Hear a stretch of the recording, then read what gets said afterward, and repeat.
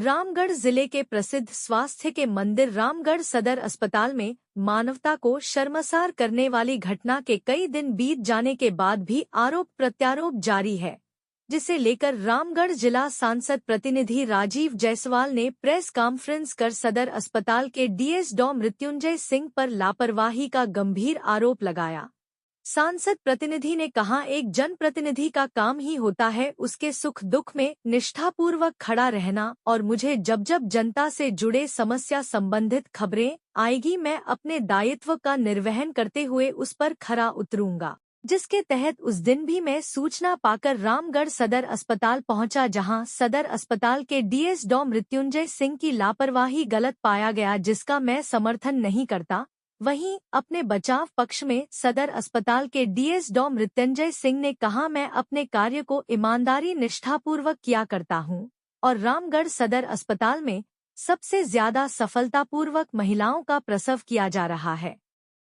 अस्पताल को आधुनिक लैस मॉडल बनाने का काम किया हूं। मैं अपने ड्यूटी से ज्यादा समय अस्पताल में देता हूं। बाकी जांच पड़ताल का विषय है। ज्ञात हो कि एक सप्ताह पूर्व रामगढ़ सदर अस्पताल में अस्पताल कर्मियों की लापरवाही से बच्चे का प्रसव बाहर बारंडे पर हो गया।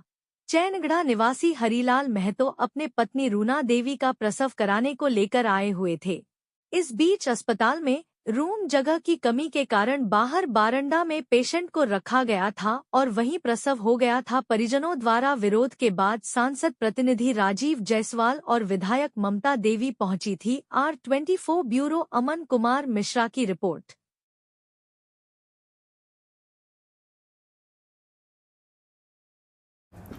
देखिए, कल सदर अस्पताल के उपाधीक्षक डॉक्टर मृत्युंजय कुमार के द्वारा एक प्रेस बयान जारी करके कुछ आरोप मेरे ऊपर लगाया गया है। उसके संदर्भ में ही मैं आज का यह प्रेस वार्ता आयोजित किया हूँ।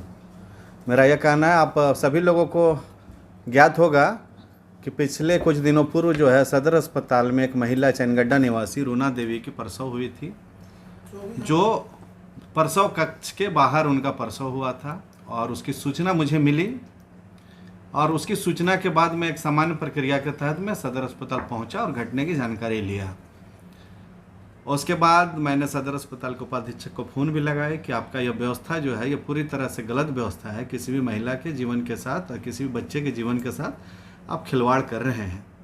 लेकिन उस पर उनका जो बयान आया, उनका जो उस पर उत्तर आया बहुत ही दुर्भाग्यपूर्ण है कि हम सभी सामाजिक जीवन जीते हैं और समाज के लोगों के लिए वो महिला नहीं कोई मेरी रिश्तेदार थी, ना ही वो महिला कोई मेरा पूर्व परिचित थी। लेकिन एक आम आदमी का अगर कोई भी शिकायत आता है तो एक जनप्रतिनिधि के नाते, एक हम लोग सामाजिक जो है जीवन में जीते हैं उसके नाते हम वहाँ पे एक सामान्य प्रक्रिया के तहत पहुँचे थे। उन्होंने चैलेंज किया डॉक्टर मृत्युंजय कुमार ने कि मैं आपका फ़ोन नहीं उठाऊँगा और मैं आपसे बड़ा नेता मैं खुद हूँ। तो मैं कौन बड़ा कौन छोटा इस लड़ाई में मैं नहीं जाना चाहता हूँ। मैं इतना ही कहना चाहता हूँ कि अगर कोई एक आम आदमी के स्वास्थ्य के साथ खिलवाड़ होगा, किसी के साथ अन्याय होगा और अगर उस अन्याय के खिलाफ में आवाज़ उठाना अगर गुनाह है तो ऐसा गुनाह मैं बार बार करूँगा और ऐसा गुनाह करने से मुझे कोई गुरेज भी नहीं है। अगर हम जनप्रतिनिधि हैं, किसी जनप्रतिनिधि ने हमें अपना प्रतिनिधि बनाया है तो क्यों बनाया है कि समाज में हो रहे अन्याय, समाज की जो समस्याएँ हैं, समाज में जो भी गलतियाँ हैं उसके खिलाफ में आवाज़ उठाना ही मेरा काम है। लेकिन उन्होंने कल चैलेंज किया, डॉक्टर मृत्युंजय कुमार ने यह चैलेंज किया कि आगे से हम सांसद प्रतिनिधि को अपने जो है सरकारी कार्यक्रम में नहीं बुलाएंगे। तो मैं उनसे बस इतना ही सवाल कहना चाहता हूं कि अगर इस तरह से अगर गलत के खिलाफ में आवाज़ को इस तरह से दबा दिया जाएगा तो फिर आने वाले दिनों में कोई भी व्यक्ति जो है गलत का विरोध नहीं कर पाएगा। मेरा यह कहना है कि स्वास्थ्य विभाग के वो मालिक नहीं हैं। स्वास्थ्य विभाग जो है उनके कलम से नहीं चलता है। यह एक प्रक्रिया है, एक नियम है कि किसी कार्यक्रम में कौन से जनप्रतिनिधि को बुलाना है, नहीं बुलाना है। इसका निर्णय जो है डॉक्टर मृत्युंजय कुमार नहीं कर सकते हैं और अगर वो ऐसा कर रहे हैं तो जनप्रतिनिधियों को और आम जनता को चैलेंज करने का वो काम कर रहे हैं और उनकी चुनौती को हम स्वीकार भी करते हैं। एक जो है जनप्रतिनिधि होने के नाते अगर हमें जो है कि जनप्रतिनिधि का दायित्व मिला है तो मैं बात करने लगे, मैडम 13 घंटा क्यों हो गया? डिलीवरी का कोई समय नहीं होता। नॉर्मल डिलीवरी 3 घंटा में भी हो सकता है, और वो 2 दिन में भी हो सकता है। इसके लिए बहुत वो मैडम बता रही है कि मैं पुलिस केस भी देख रही हूँ, डिलीवरी पे आ रही हूँ, आपकी पेशेंट सेफ है, लेकिन ऊंची आवाज़ में बात करना। स्टाफ लोग इतना डर गया कि जब माननीय विधायिका मैडम भी मौजूद थी और मैं बार बार जब उनसे पूछ रहा हूँ कि हुआ क्या था, किसने डिलीवरी किया, दहशत इतना कि मुंह से आवाज़ नहीं निकल रही। तो ये महिला सुरक्षा से भी जुड़ा हुआ है। तीसरा चीज़ कि माननीय सांसद प्रतिनिधि महोदय जो रिस्ट्रिक्टेड एंट्री है जहाँ पे मेल का, वो अपने साथ और अपने दल बल के साथ उस एरिया में एंट्री करते हैं जहाँ पे मर्द को नहीं जाना चाहिए। वहाँ पे और भी 4-5 हमारी पेशेंट लेडी भर्ती है जो गर्भवती है।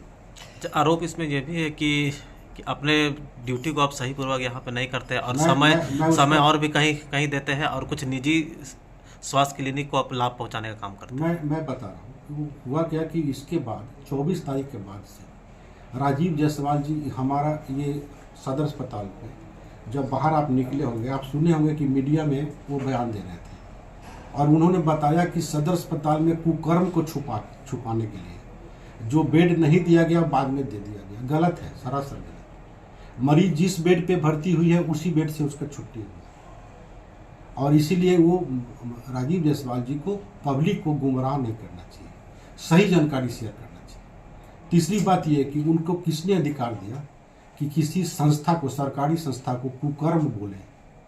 ये उनको ये सूट नहीं करता है। ये किसी भी जो दायित्व वाला पद है उसको ऐसे भाषा से बचना चाहिए, अमर्यादित भाषा का उपयोग नहीं करना चाहिए। उन्होंने साइट पे ही जिस जगह पे सदर अस्पताल में मौजूद है वहाँ वो सिविल सर्जन को फ़ोन करते हैं और कहते हैं कि आप आइए मैडम अभी तुरंत। ये आदेश देने का अधिकार उनको नहीं है। उनको हायरार्की समझना होगा। सिविल सर्जन को उनको बुलाने का अधिकार उनके पास नहीं है। तीसरी बात ये, जब आप समझ लें कि ये परसों प्रेस विज्ञप्ति की है, इसके पहले हमारा जो संगठन है झारखंड राज्य स्वास्थ्य सेवा संघ, उसकी एक मीटिंग हुई थी और हम लोग इस मामला को ठंडा डाल दिया था क्योंकि हम लोग स्थानीय लोग हैं, हम लोग डॉक्टर हैं, हम लोग सेवा देने में बिलीव करते हैं। हम लोग नहीं चाहते कि अपने स्थानीय सांसद प्रतिनिधि से हमारा कोई टकराव हो, इसलिए हम लोगों ने इस मामला को शांत कर दिया। लेकिन अभी 2 दिन पहले फिर से ये प्रेस रिलीज दिया और ये जो प्रेस रिलीज था ये पूर्णतः केवल उपाधीक्षक के अगेंस्ट था। उसका कारण था कि इनको लगा कि ये कहीं ना कहीं मेरा विरोध किए हैं और कोई विरोध नहीं था मेरा। कोई राजीव जायसवाल जी से हमारे पूर्व परिचित हूँ, उनको मैंने कोविड एरिया में और बहुत जगह पे मैंने स्वास्थ्य संबंधी हेल्प बहुत किया है, तो उनसे मेरा पूर्व परिचय है, हमको कोई दुश्मनी नहीं। लेकिन उन्होंने क्या किया कि उपाधीक्षक को टारगेट किया और वो बता रहे हैं कि वो ड्यूटी पे नहीं होते हैं, वो एनेस्थेसिया का सुई कहीं कहीं डालते रहते हैं, वो एक गैंग चलाते हैं, वो रात में पेशेंट को भगा लेते हैं, सीसीटीवी फुटेज खराब कर देते हैं।